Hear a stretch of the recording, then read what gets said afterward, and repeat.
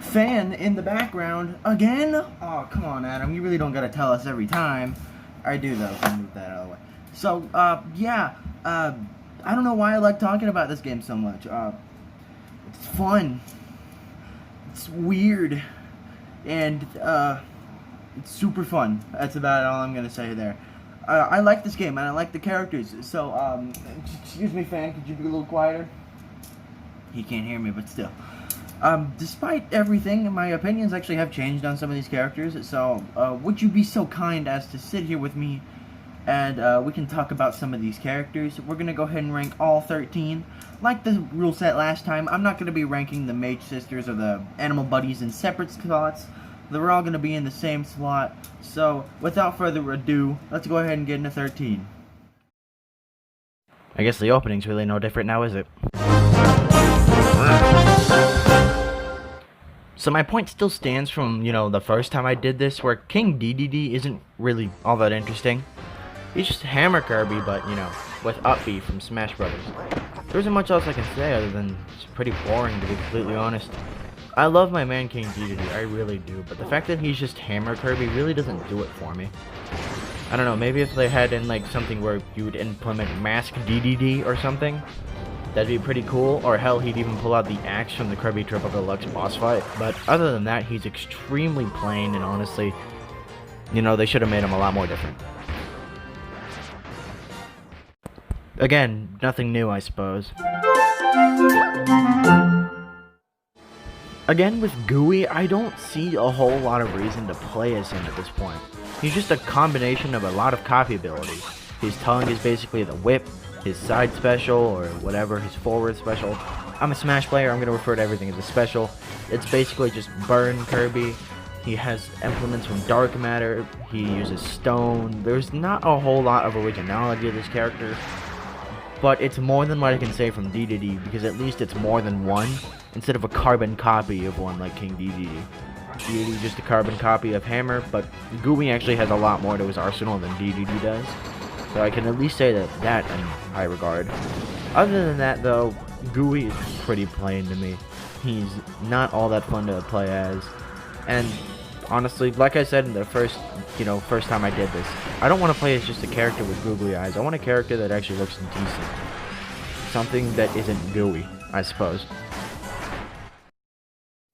God, really? Again? Jeez, we really need to do better at ranking, don't we? Alright, next time I promise it won't be the same as it was last time. Anyway, Adeline and Ribbon. So I have a few things I have to say about these. In my opinion, these guys are basically the Mercy of this game. The I need healing.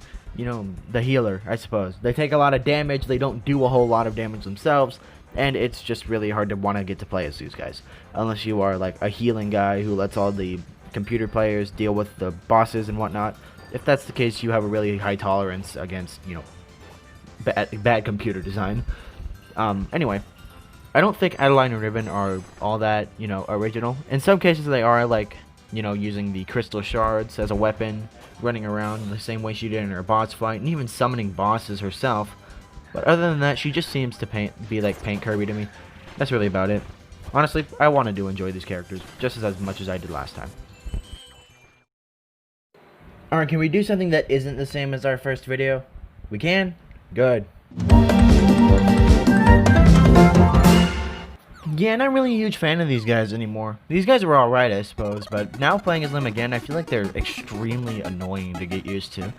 They aren't as fluid as I would have liked them to be, and when I say that, I mean switching between them could have been a whole lot more fluid. I have the same problem with, I guess, Sonic Heroes, where the switching mechanic isn't exactly fluid. I wish you could be able to switch between the 3 characters at a time. I can understand not using Ku on land and Kine underwater, but I feel like you could have been able to use Rick and Kine a lot more than you could have before, and, use Ku a lot better underwater. The swapping mechanic really could have been improved, and honestly, I really wish it was, because these characters are just kind of annoying to play as nowadays. These guys are so high up, though, because I really enjoy their games, and I feel like that should be stated a lot more than the other 2 that I mentioned before. I'm Batman! Yeah, so despite him being so popular, Meta Knight's pretty cool.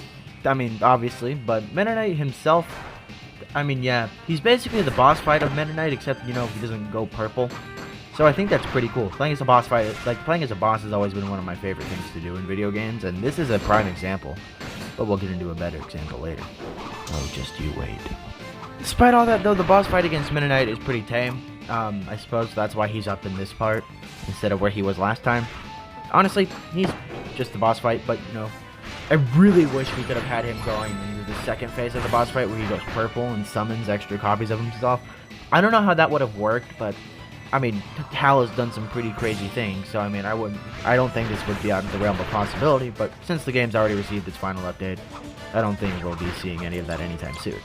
But maybe we'll see it in the next Kirby game. Other than that, though, Meta Knight is pretty tame. I do like his character a lot, but there is a better version of Meta Knight we'll be getting into later. Oh, you wait and see. Talk about an excuse to have a copy ability that's been in 2 games before this one out of the game, just to add it later. So I guess I really mistreated this guy the last time I did this, but Bandana Wanderdeed is just kind of a reason to have Spear Kirby in this game without, you know, having Spear Kirby in the game, which I guess is fine. I think this guy is a lot better than the previous characters before because he's Spear Kirby, and that's really about it. But that was really my only point to put him so high up the last time I did this. But the only reason I put him so high is because I didn't give him enough thought. Bandana Wanderdeed is actually a beast when you think about it. He has a move that will allow him to take no damage from his head, do damage while he's doing it, and has basically every move has iframes. It's crazy and insane. This character is way more complex than I once thought he would be, but now he's just kind of here, and that's all I really gotta say about him. Wait, this guy's your friend? Either Kirby's got some kind of Stockholm Syndrome, or Marks and the whole timeline, I guess, just got edited, and now Marks is a good guy. I mean, the trailer itself shows Marks being a bad guy, but I guess Marks is our friend now. Weird, but yeah, Marks is a buddy of yours in Kirby Star Allies, and it's awesome / confusing. Why is this guy who's been a main enemy become your friend? And of course, this isn't going to be the last time main enemies will become your friend in this game. In fact, we just saw Meta Knight and King DDD, but this is just the most confusing. This guy has tried to kill Kirby multiple times. Well, I guess once, but why? I mean, his character is amazing. I absolutely adore this character. I think that him being in this game was a really good idea. But sometimes, you know, it's weird. Like, how come a character that can summon a black hole that kills everything become your friend? Either Kirby's really nice to people, or he's just really good at forgetting things. Squeak, squeak! So, I think when I recall the Squeak Squad and Amazing Mirror set of games, which the same developer made, not Hal, but a separate developer, I don't care to remember the name, Kirby Star Allies brought back this character because reasons? Nobody really knows why. This character had been long forgotten by both Kirby and some of the fans, I guess. Is it the sleek hat, the sleek cloak? I don't know what it is, but I cared about him a lot too. I was hoping for a slight return, but I didn't really think he'd make a return in a big way. But look, lo and behold, he came in a big way. Playable character, summoning his Squeak Squad buddies, using his ice beams, and while he doesn't use the Dark Star to his advantage like he did in the boss fight of his game, he does, however, you know, throw bombs, summon his Squeak Squad buddies, and does a lot of cool stuff that I don't think a lot of other characters would really be able to do well. God, Kirby Triple Deluxe was kind of dark when you think about it. So I think imitation is probably the sincerest form of flattery, so when Taranza made his way through and just basically was a carbon copy of Spider Kirby, I didn't think it would be all that fun. But playing as him actually changed my opinion. It made me feel like I was kind of playing a game of Triple Deluxe, but as the bad guy. Except he's not a bad guy anymore. Again, Kirby has a severe case of Stockholm Syndrome. Despite all that, no, I don't know why I like playing as this character more than I do Spider Kirby. Maybe it's because it's a spider and instead of just a hat like Spider Kirby, or maybe it's just because I like the fact that he can summon giant death balls, summon Sectonia, or even cause a little explosion around them. It's crazy, it's cool, I don't know why, but you know, DK Donkey Kong, you know how it is. Anyway, Taranza is awesome to play as. I feel like he's just a huge reference to Triple Deluxe, and I think that's really cool. I don't know why, it is, and that's pretty awesome. Also, he summons Tectonian, and it makes me kind of sad because it reminds me of that dark backstory they had in Triple Deluxe. Like I said earlier, this Triple Deluxe was kind of dark if you thought about it. So, is she a robot or a person? I don't think that's ever been clearly stated. It's very confusing, and I'd like to know. So, I think Kirby Planet Robobot is the second best Kirby game of all time, honestly.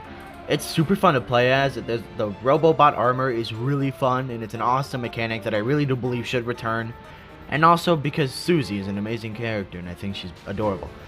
Susie in Kirby Star Allies, though, is more of like a tank, I suppose. Without her armor, she's pretty lame. Well, not lame per se, but she's kind of on the weaker side. Not really a lot to her arsenal. She does have a gun, though, which I made very clear last time. And I'm going to make it clear again. Susie has a gun. I don't think we need to trust her with that. I'm pretty sure she's the last person that needs a gun. Anyway, I think Susie is just really cool as a character. But I think that she definitely requires a lot of the elemental abilities. But when she's by herself, I feel like she needs them the most. But when she summons her Robobot armor, I feel like all those problems are resolved. A lot of her attacks do a lot of damage in the Robobot armor, and she's pretty mobile with it too. She can do a lot of jumps, she can hover, she can do a lot of ranged attacks. It's really cool, and honestly, I feel like, once again, the Robobot armor needs to return in a future game. I really hope it's not just a one-off thing where it just appears in Planet Robobot and that's it. But either way, Susie, you're pretty cool. I'm also Batman, but kinda, not really, but Batman! So Dark Meta Knight, which is Meta Knight, but kind of like Meta Knight, but not really Meta Knight. It's Meta Knight from another dimension, but is also a bad guy. But Meta Knight was also a bad guy in some Kirby games, but not all of them. But Dark Meta Knight is a bad guy all the way through. Anyway, Dark Meta Knight's pretty cool. I think his theme is probably some of the best that Kirby has ever come up with, and honestly, it's fantastic. Dark Meta Knight as a character is OP as balls. He has ranged attacks. He has like attacks that do damage at a distance. He has a reflector, which was that really needed on a character that's basically Mirror Kirby, which is one of the best copy abilities in the series. Once again, fighting bosses in my video games are amazing. They're one of my favorite things to do. And while Dark Meta Knight isn't exactly a carbon copy of his boss fight from Amazing Mirror, it still feels like you're playing as Meta Knight, but also not Meta Knight because it's Dark Meta Knight, and Dark Meta Knight's a bad guy. But, you know, all the way through, I think Meta Knight and Dark Meta Knight are both fantastic, but of course, Dark Meta Knight's better, and there's just no doubt about it. Also, when he dies, he becomes a mirror and cracks, and I think that's really cool.